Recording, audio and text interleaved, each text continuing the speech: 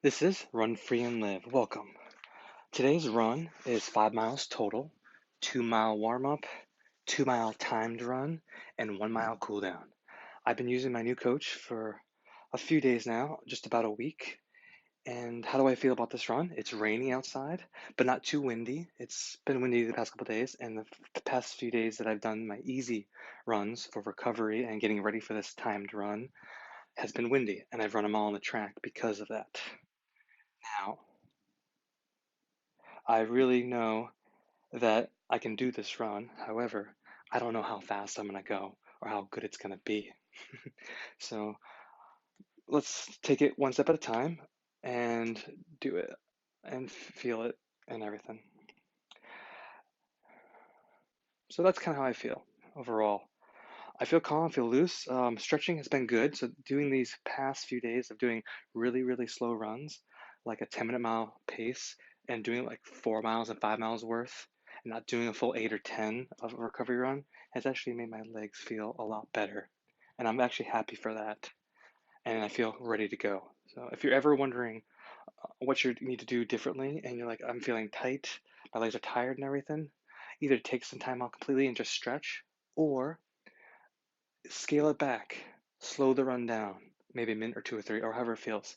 I was told to run by feel, which I'm not very good at, and that's something I'm going to be learning as I go through this training block.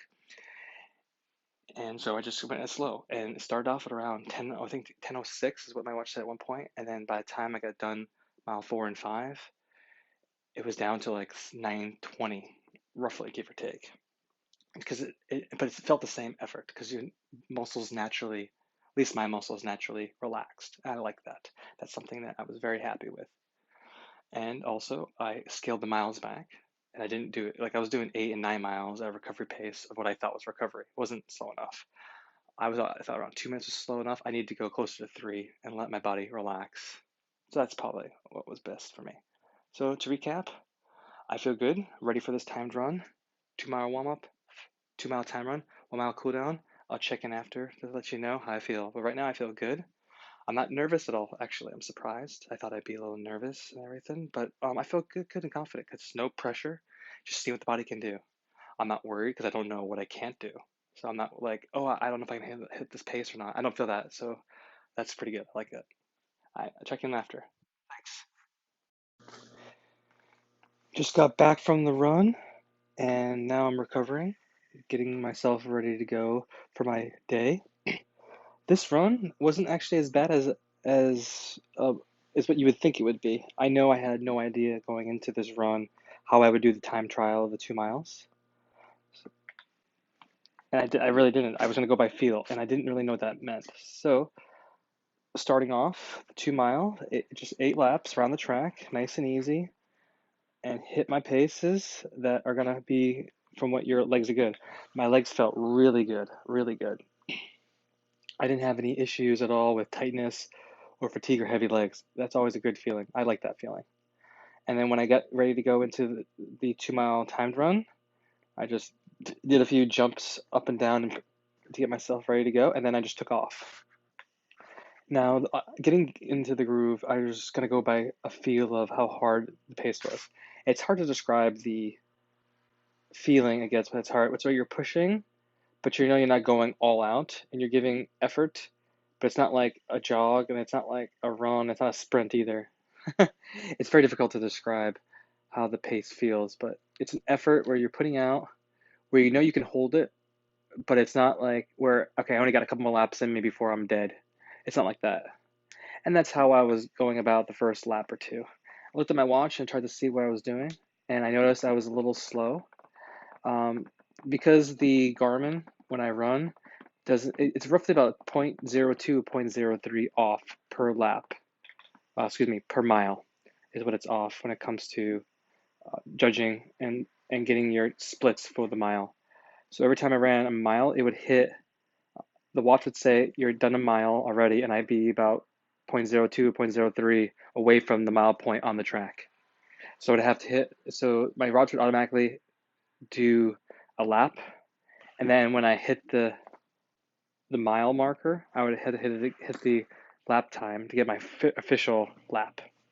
So even though my watch was saying I was around 6:28 around the first mile, I'm roughly, I think I was off by about maybe 6, 7 seconds because I clocked in the first mile roughly around 6:32, 6:33 pace is what it looks like because I hit the first mile before I hit my lap, and it was so I ran around the first mile in this time trial, and my watch said 6:19, but then I had still that point zero 0.02 or 3 to go before the actual official mile marker, and that was 13 more seconds. So I was going a little slower, right? Or depending on where that first mile hit on the track with the GPS compared to what the actual mile was. So I added 13 seconds onto that 6:19. It's around 6:32 point something. So it's between 6:32 6:33. So it's not officially 6:32, but not officially 6:33. So that was around my first mile. At this point, I noticed that my run was, and I was in the groove basically. My feelings were in the groove. I was having no real issues at this point. There was nothing going wrong with my legs. My breathing was good. It was a little heavy, but I wasn't tired yet. And so I was trying to pick the pace up a little bit. 'Cause I think I was a little conservative during the first lap. Excuse me, the first mile. It felt conservative. But then again, I wasn't sure if I would have gone a little faster. Would I be dying the second mile going, God, am I going to make this? And then do worse on the second mile. I always think it's better to do negative splits where the first mile is one pace, then you do faster second pace. I don't like doing the other opposite where the first mile is the fastest, second mile is slower, and you're barely hanging on. I always feel that doesn't help. If what I've read and saw and talked to people about, they say it's bad for your body because you're not getting your best potential. Maybe that is just a thing in people's heads. I don't know. I don't know any science behind it, but so I do like running the negative splits. So on the second lap, excuse me, second mile going around the track, I noticed my pace. 'Cause I use, by the way, I use the average lap pace. Makes it easier. It's basically what your projected finish mile time should be. That's kind of what it goes through. Because I noticed if you use the actual pace, it fluctuates so much you can't keep track of it. So I use the average lap pace, which is basically for that mile, what that lap pace is going to be until you hit that lap. And towards the probably lap two, I was around 6:18. I noticed. So definitely was about 10 seconds faster. I was faster according to what this is telling me. I was faster, and the effort pace. And so I definitely ran a little too. Going off of those numbers, I definitely saw that I was going a little conservative during the first mile, which is not bad. I picked it up, and on the third, second to last lap, so lap 7 of 8 laps, which is 2 miles, so lap 7, which is second to last lap, I was dying a little bit of that pace I was hitting at 6:18, and it was dropping down to 6:20, 6:21, 6:22. And I just was like, I got recharged. So I held that pace for all the way until I was in the last lap. And then when I was at like 300 meters to go on the last lap, I tried to see if I could push it under 6:20 pace. I never got under 6:20. I got to 6:20. That was about it. What my watch was telling me. And I came in at at the last um, at the eighth lap, the 2 mile marker. When I hit my lap and I stopped my watch, it said that I went 6:18, and then my lap hit. It was another 4 seconds, so 6:23 is what I was seeing on this. And as I go over this, it's kind of nice to see what I'm looking at. Very surprising.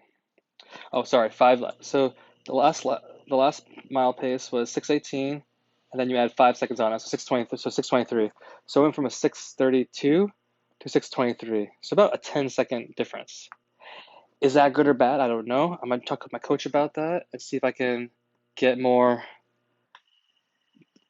get it dialed in a little bit more. Because I think I would rather have done a 6:19, excuse me, a 6:29, and then a 6:27. I would have felt a lot better because it would have been more even. I think that would have been better for me. Or is this better, where I dropped by 10 seconds per mile? I'm not sure. But then always, if there's 3 miles, I could have gone better, better, and best. But you're always trying to sprint as fast as you can the last lap because you're getting ready to be finished. You don't want to just like hold anything out. You want to go and finish it strong. So maybe it was good the way it was. I will find out.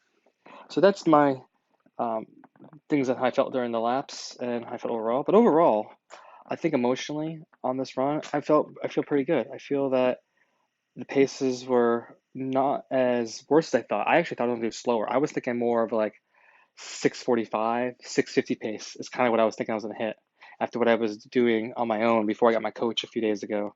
Because I was barely hitting 6:50s, 6:55 per mile for a couple miles. Maybe also because I'm only doing 2 miles. That's probably why I was able to go faster. Because maybe if I had to run another mile, maybe I wouldn't be able to hold the same pace. It probably would have been slower, or maybe a bit around the same pace. Excuse me. Who knows? And that's something I have to learn going forward. But overall, first time running the books, see where the pace is at. Now just to see how the coach makes the schedule from this point forward. And this is part of my journey. Thank you for being part of this journey with me as I start uh, a new training block with a new coach and the new year basically, because it's January 5th, 2020, and we'll see what happens in the next 300 days. Well, 365 or 360 days, so end of the year. Right now, so I ran 2 miles in just under 13 minutes, so it's about roughly 12 minutes, 55 seconds, and some milliseconds, so just under 12:56. The goal I would think in 6 months from now, see if we can break at least a minute or a minute and a half per mile. And let's see if we can run the 5K in about 16:30 in 6 months. All it is dropping a minute and a half off the mile time, off each mile, and adding a mile. That's my hope. We'll see if that's reality and how my body recovers from this and how I go through the training and how it adapts. It might take longer, but overall, the goal here, just so that you're aware, from this very first training block, the goal is to break the world record in the half marathons. The reason why we're starting with 5Ks is we have to get the speed down. Once we bring the speed down to about 4.5 minute mile pace, then we can think about getting up to the half marathon. We're going to focus on 5Ks this year, 2020, and possibly in 2021 focus on 10Ks before we even think about going to the half marathon. It's all about speed, the game. So for the next 650 days, speed's the name of the game. A lot of days. I keep asking myself, in 1,000 days from now, what can I accomplish? It's 3 years. 1,000 days, I could be standing there breaking the tape as the new world record holder in the half marathon as an American, born in America, trained over 30, and just made it. And the goal, do it in 3 years, is I'll be 39. And so do it before I'm a master, as they say. That's the whole goal for this. I'll go more in depth about my goals going forward, but this is the first training session I want you to hear.